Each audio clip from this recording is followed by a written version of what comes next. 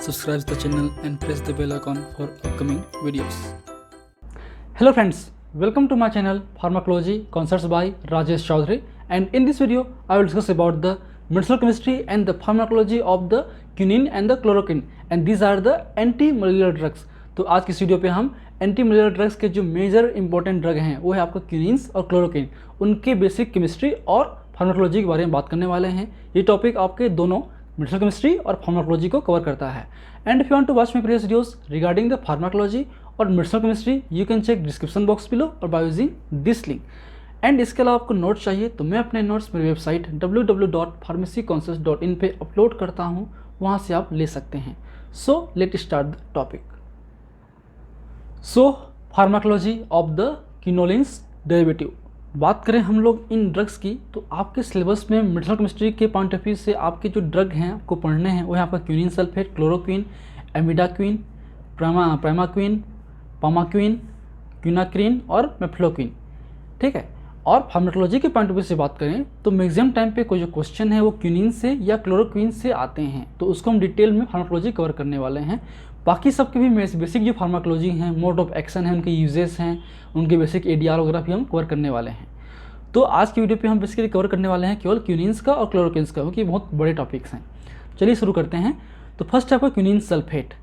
तो जैसे कि हमने पिछले वीडियोस में बात कर चुके हैं, ये बेसिक स्ट्रक्चर है आपके किसका, सिंकोना एल्कलॉइड्स का। तो हम बात करेंगे क्यूनिन का केवल।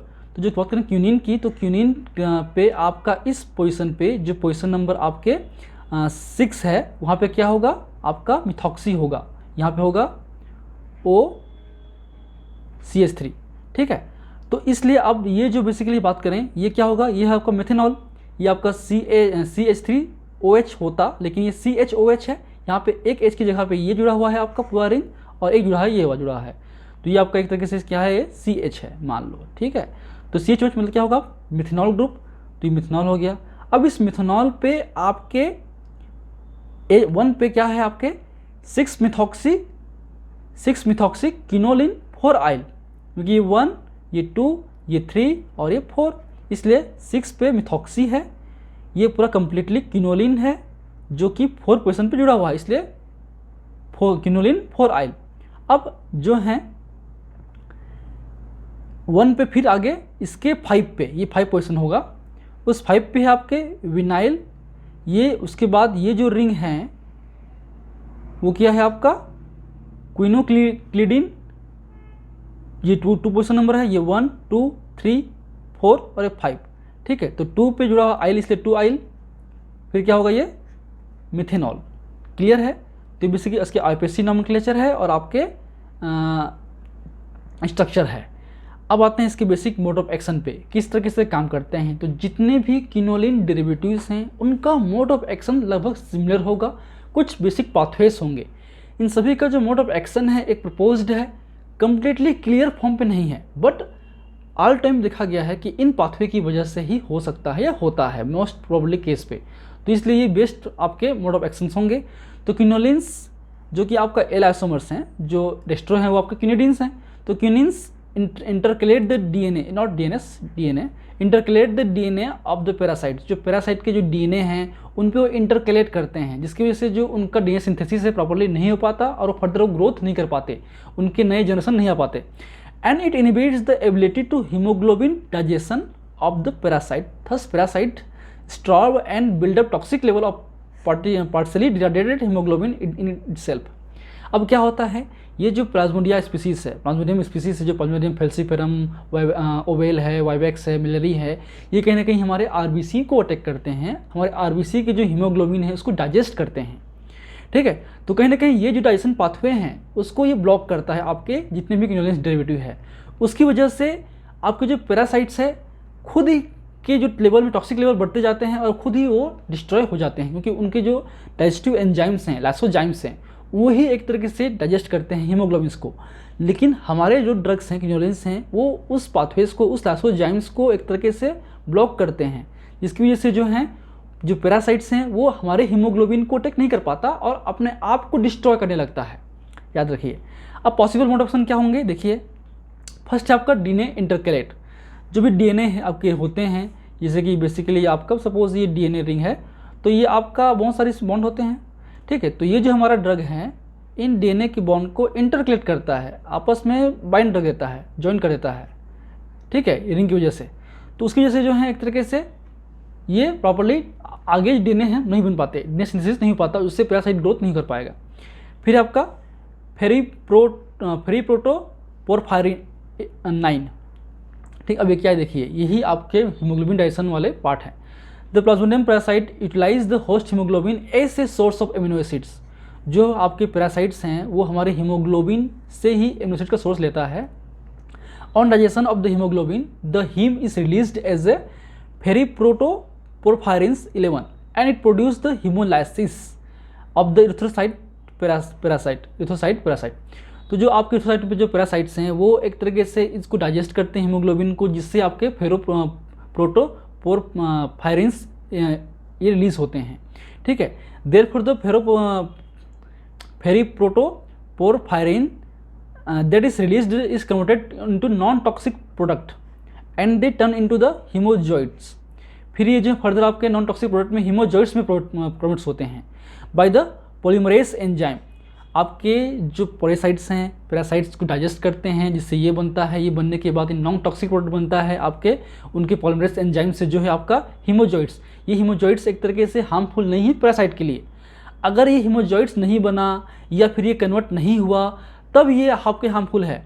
The steps involve in the conversion to the haemozoids are inhibited by the chloroquine. तो जो क्लोरोक्विन है या अदर क्विनिन सल्फेट वगैरह हैं वो इस जो कन्वर्जन है आपके हीमोजॉइड्स को वो बनने नहीं देता।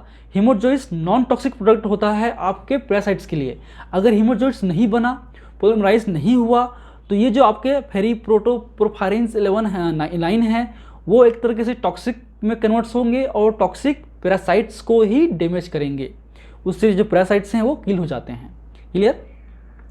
इसके पास एक थ्योरी और है, वीक बेस्ड हाइपोथेसिस। आपके जितने भी ये ड्रग्स हैं, क्विनोलिन्स हैं, क्विनिन्स हैं, क्लोरोक्विन्स हैं, हाइड्रोक्सी क्लोरोक्विन्स हैं, ये सभी के सभी अल्टीमेटली वीक बेस हैं। क्लियर है।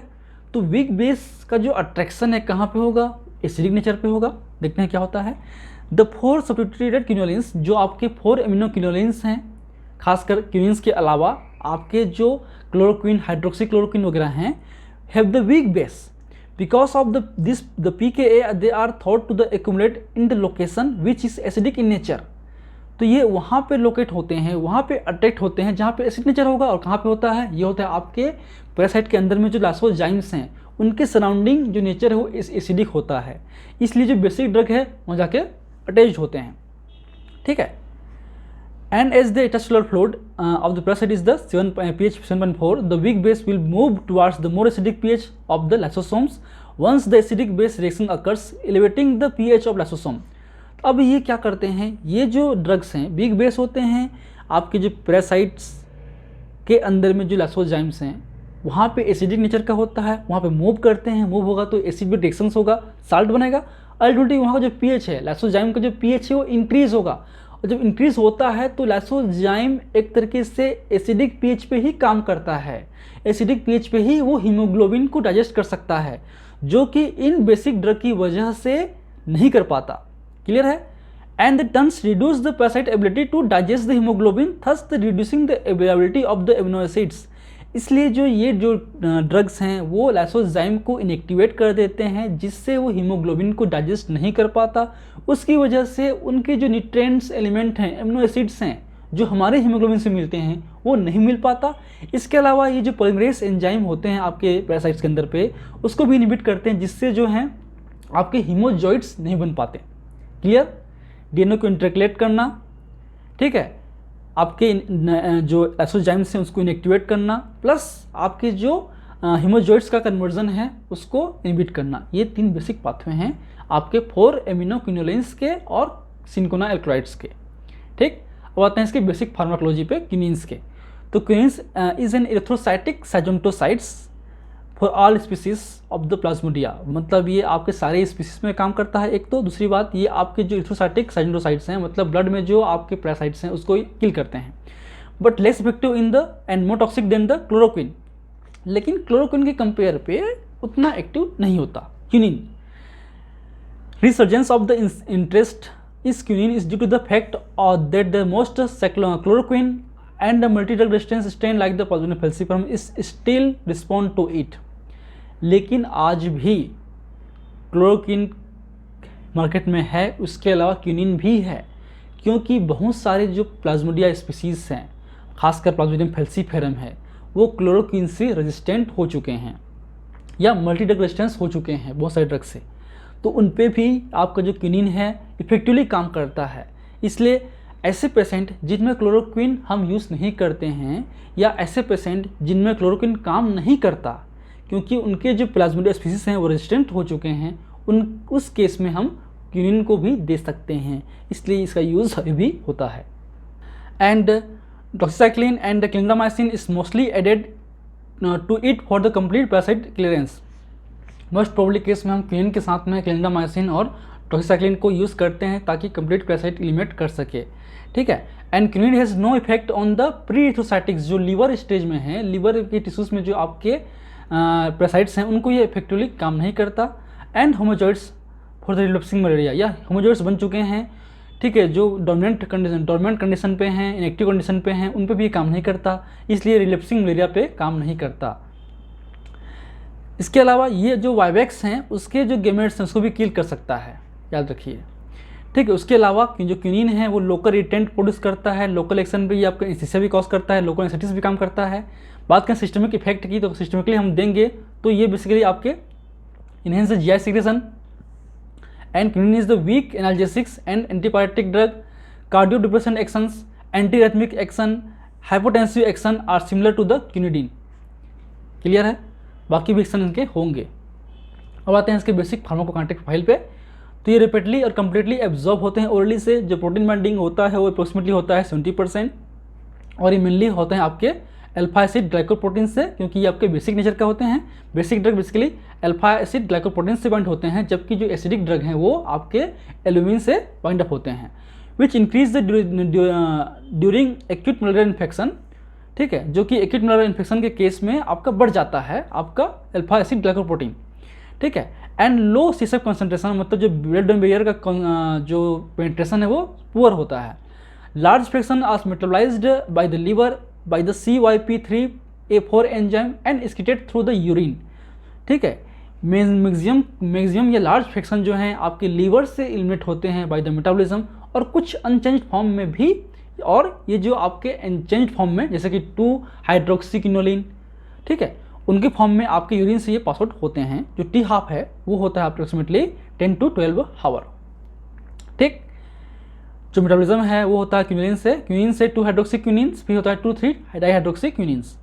बात करें थेरेप्यूटिक यूज़ की, इसको हम करते हैं मलेरिया में यूज़ करते हैं। मैक्सिमम केस में हम करते हैं इसको प्लाज्मोडियम फैलसीफरम के केस पे। क्यूनिन में also use in the supraventricular and ventricular और अदर अर्धमियास। क्लियर है? अब बात करते हैं इसके ADR या साइड इफेक्ट्स के बारे में। तो बात करें इसकी टॉक्सिटी के बारे में। Toxicity of the quinine is high and dose related, ये डोज डिपेंडेंट टॉक्सिटी प्रोड्यूस करेगा। 8 to 10 gram taken in single dose में भी फीटल, अगर हम एक बार में 10 ग्राम तक लेंगे तो ये इससे आपकी मौत भी हो सकती है। बेसिकली जितने भी साइड इफेक्ट्स आते हैं क्यूनिन से उसको हम सिंकोनिज्म एक टर्म्स दिए हैं, सिंकोनिज्म बोलते हैं। उसमें बेसिकली लार्ज सिंगल डोज और highest therapeutic dose taken a few days produce syndromes like this is called synchronism. It consists ringing of year, आपके कान बजना, नोजिया, वोमिटिंग। ठीक है। वोमिटिंग क्यों होगा, नोजिया क्यों होगा? क्योंकि आपका जो गैस्ट्रिक इरिटेशन भी बढ़ेगा और सिटीजेट भी स्टिमुलेट होगा। इसके अलावा हेडेक, मेंटल कन्फ्यूजन, वर्टिगो मतलब एक तरीके से हिलना, चक्कर आना, difficulty in hearing, visual defects due to the direct toxicity. ठीक है, आपके न्यूरॉन्स डैमेज होंगे, as well as the retinal and auditory damage. उसके अलावा diarrhoea, flushing, marked perspiration may also appear. The syndrome subsides the completely if the drug is stopped. अगर हम कम करना चाहते हैं तो ड्रग को बंद कर दीजिए, अपने आप धीरे धीरे कम होगा। तो ये बेसिक इनके सिम्टम्स हैं। ठीक है। चलिए अब आते हैं हम लोग नेक्स्ट ड्रग की ओर, जो कि मोस्ट इंपॉर्टेंट है, वो है आपका क्लोरोक्विन। सो बात करें हम क्लोरोक्विन्स की, तो जो क्लोरोक्विन है वो आपका 4 एमिनो डेरिवेटिव्स हैं। तो इस 4 पे आपका 7 पे क्लोरो है, ये 4 पे आपका NH, CH, CH3, CH2 whole thrice and C2H5 C2H5 means di ethyl amino methyl butyl amino 7 chloroquinolines है एक तरीके से। तो ये N4 पे क्या है, ये आपका N4 पे 7 क्लोरो, इस N4 पे ये सपोज आपका डाई एथाइल पेंटेन डेरिवेटिव एक तरीके से है, या फिर एक तरीके से एमिनोक्लोरिन्स हैं, हम दोनों बोल सकते हैं। तो इस N4 पोजीशन पे आपका है, इस जो पोजीशन ये 4 है ना, ये आपका मान लो ये 1 2 3 4 और 5, ठीक है। तो इसके या फिर 2 पे इसके N4 पे आपका है 7 क्लोरोक्विनोलिन 4 आइल, प्लस इसके जो 1 है क्या है N1 डाई एथाइल, फिर हो गया आपका पेंटेन और 1 और 4 पे ये पोजीशन नंबर 1 है, इधर आपका 4 होगा, इस पे क्या होगा डाई एमिन। इसके अलावा इसको हम 7 क्लोरो 4 पे di ethyl amino 1 methyl butyl, 7 पे क्लोरो है, 4 पे क्या है डाई इथाइल एमिनो 1 पे मिथाइल ब्यूटाइल एमिनो किनोलिन, ये भी हम बोल सकते हैं। तो ये भी इसके आईपीएससी नॉमेनक्लेचर है। अब आते हैं इसके मोड ऑफ एक्शन पे, जो सिमिलर है, हम बात कर चुके हैं किनोकिनिन्स के केस में। It interferes the haemoglobin digestion ability of the parasite species is actually considered in the RBC, infected RBC, and accumulating the acidic vacuoles and the lysozymes of the parasite and the because of its weak basic in nature. Similarly है, ये आपके haemoglobin की digestion capacity जो है उसको inhibit करता है। ये बेसिकली एक्चुअली जो है आपके इन्फेक्टेड आरबीसी पे जाके एक्यूमुलेट होता है, और उसमें जो पैरासाइट्स हैं उनमें अंदर जाके ये मूव करता है आपके लाइसोजाइम्स की ओर, जो कि एसिडिक नेचर का होता है। उसकी वजह से जो लाइसोजाइम्स हैं वो इनएक्टिवेट हो जाते हैं, क्योंकि वहाँ का पीएच बढ़ जाता है, जो कि हमने ऑलरेडी डिस्कस कर चुके हैं पहले। तो अल्टीमेटली ये आपके हीमोग्लोबिन को डाइजेशन को कम करता है, उससे एमिनो एसिड्स नहीं मिल पाता, और आपका जो बैक्टीरिया का जो पैरासाइट्स हैं आपके प्लाज्मोडियम स्पीसीज है उसका जो ग्रोथ है वो कम हो जाता है। उसके अलावा जो पोलिमराइजेशन है टॉक्सिक हीम का, जिससे आपके हीमोजोइड्स बनता है, वो भी नहीं हो पाता, ठीक है। ये आपके जो पॉलीमरेज एंजाइम है उसको भी इनहिबिट करता है chloroquine haem complex, and it also damage the plasmodium membrane. उसके अलावा जो सेल वॉल है उसको भी डैमेज करता है। Additionally it interferes the protein and nucleic synthesis. तो ये कुछ पाथवेज हैं। बात है इसके बेसिक फार्माकोलॉजी पे। So it is a rapidly acting erythrocytic cytocytes against the all plasmodium species plasmodia, control most clinical attack in the 1 to 2 days with the disappearance of the parasite from the peripheral blood in 1 to 3 days। तो mostly इसको हम clinical attack में use करते हैं। जब भी आपको Miller fever आने लगता है तो हम इसको यूज़ करते हैं, और ये जो इफेक्टिवली आपके जो ब्लड में पैरासाइट्स हैं उसको किल करते हैं, सभी स्पीसीज को किल कर सकते हैं। और ये 1 से 2 दिन 1 से 3 दिन तक सारे ब्लड से जो पैरासाइट्स उसको किल कर देता है। जो थेरेपेटिक प्लाज्मा कंसंट्रेशन है इसका अप्रोक्सीमेटली होना चाहिए 15 से 30 नैनोग्राम पर ml, and it is no effective on the primary और सेकेंडरी हिपेटिक स्टेज। जो आपके प्री एरिथ्रोसाइटिक स्टेज हैं, लीवर पे स्टेज हैं, उस पर काम नहीं करता। It does not prevent the relapse, जो रिलैप्सिंग कैपेसिटी है वाइवैक्स की, मलेरिया की, ओवेल्स की, उस पर भी काम नहीं करता है। It is no clinical useful in the gametocidal activity, ये गिमेट्स को भी किल नहीं करता। मोस्ट ऑफ द केस में जो क्लोरोक्विन्स हैं वो फैल्सिफेरम से रजिस्टर हो चुके हैं, क्लोरोक्विन उस पर काम नहीं करता। Chloroquine resistance among the Plasmodium falciparum is now widespread in India. Resistance in the Plasmodium falciparum is associated with the decreased ability to parasite to accumulate the chloroquine and increase the encoding of efflux transport system PFCRT, Plasmodium falciparum chloroquine resistance transporter gene। तो most of the जो Plasmodium falciparum है वो इससे register हो चुके हैं, इसलिए chloroquine use नहीं करते उन पे। या तो वो जो क्लोरोक्विन है वो उन उन प्लाज्मोडिया स्पीसीज पे इंटर नहीं कर पाता, इसके अलावा उन पे जो इंटर कर जाते हैं तो उन पे आपके ट्रांसपोर्ट सिस्टम डेवलप होते हैं जो क्लोरोक्विन को इफ्लक्स कर देता है, जो एक तरीके से PFCRT, Plasmodium falciparum chloroquine resistance transporter gene के थ्रू इनकोड होते हैं। तो ये बेसिक रीजन्स हैं क्लोरोक्विन की रेजिस्टेंस होने को लेकर प्लाज्मोडियम फैल्सिफेरम के स्पीसीज में, ठीक है। इसके अलावा presently chloroquine resistance among the Plasmodium vivax was first reported from the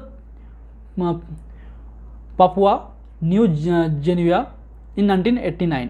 it is now confirmed from the many countries including India. अब आज की डेट पे बहुत सारे कंट्रीज़ के अलावा इंडिया पे भी ये जो स्पीसीज हैं वो भी रजिस्ट हो चुके हैं। In manifest or recurrence with the 1 to 3 weeks treatment of vivax malaria with standard dose of chloroquine. तो ऐसे पेशेंट में अगर हम ट्रीटमेंट करते हैं तो 1 से 3 वीक बाद दोबारा रिकरेंस हो जाते हैं, क्योंकि सारे बैक्टीरिया सारे जो प्लाज्मोडियम डिसीज है वो किल नहीं हो पाते हैं। Such cases can be treated by the quinine given along with the doxycycline और क्लिंडामाइसिन। जैसे हमने पहले कहा कि अगर उन पेशेंट में ठीक नहीं हो रहे हैं तो उनको क्लोरोक्विन के बदले में हम क्विनिन्स यूज़ करते हैं ताकि रेजिस्टेंस कम हो सके और जो रजिस्टर्ड प्लाज्मोडियम डिसीज हैं उन पर भी वर्क कर सके quinine. Followed by primaquine to effect the critical cure. उसके अलावा जो रेडिकल बन जाते हैं उनको ठीक करने के लिए हम लोग रेडिकल क्योर के केस में प्रामाक्विन इज द प्रिफर्ड ड्रग हम यूज़ करते हैं। However, the chloroquine given standard dose remains the first line of treatment of Vivax malaria as per the National Vector-Borne Disease Control Program NVBDP guidelines। तो NVBDCP guidelines के अनुसार chloroquine ही first choice of drug होता है। Clear. इसके अलावा जो आपका क्लोरोक्विन है also active against the entamoeba histolytica, giardia lamblia as well, and it has a anti-inflammatory activity, local latent effect, local anesthetic action, weak smooth muscles relaxant, antihistaminic, anti-arrhythmic property। ठीक है, chloroquine इनमें भी action देता है। जो आपका क्लोरोक्विन्स हैं, बात करें न्यूरोमस्कुलर जंक्शंस में जो आपके एसिटाइलकोलिन का रिलीज को कम कर देता है, जिससे एसिटाइलकोलिन नहीं गिर पाता, उसकी वजह से आपका रिलैक्सेंट इफेक्ट शो करता है न्यूरोमस्कुलर जंक्शंस पे, और साथ में ये यहाँ पर भी करता है। ठीक है, तो ये बेसिक इनके फार्माकोलॉजिकल एक्शन हैं। अब आते हैं इसके फार्माकोटिक प्रोफाइल पे। So orally well absorbed 50% protein bound, ये ओरली वेल एब्जॉर्ब होता है। जो प्रोटीन बाइंडिंग है वो 50% होता है। It has a highly affinity to the melanin and nuclear chromatin. ठीक है, केवल 50% ही प्लाज्मा प्रोटीन से बाउंड होता है, बाकी जो है वो टिश्यू प्रोटीन से बाइंड हो सकते हैं। इसलिए जिनकी जो एफिनिटी है प्लाज्मा प्रोटीन के अलावा भी आपके जो टिश्यू प्रोटीन्स हैं जिसमें आते हैं मेलानिन, न्यूक्लियर क्रोमेटिन, उन पे भी ये जाके बाइंड होता है and get tightly bound to the this tissue constituent and is concentrated in the liver, और लीवर में जाके जमा होते हैं, स्प्लीन पे, किडनी पे, लंग्स पे। ठीक है, skin, leukocytes and some other tissues पे। इसकी वजह से जो क्लोरोक्विन का जो टॉक्सिटी है थोड़ा सा अधिक होता है टिश्यूज़ पे। ठीक है, जो वॉल्यूम ऑफ डिस्ट्रीब्यूशन है वो हाई होगा। It is selectively accumulate in the retina, is responsible for the ocular toxicity, क्योंकि ये टिश्यू प्रोटीन से बाइंड अप ज़्यादा होते हैं तो कहीं ना कहीं हमारे आँख के टिश्यूज़ पे भी बाइंड अप करेंगे, रेटिना बाइंड करेंगे, इससे जो रेटिनल डैमेज हो सकता है। ठीक है, अगर लंबे समय तक यूज़ करें तो। उसके अलावा it is partly metabolised by the liver and slowly excreted in the urine. ये आपके लीवर से मेटाबोलाइज्ड होते हैं और यूरिन के थ्रू आपके एक्सक्रीट आउट होते हैं।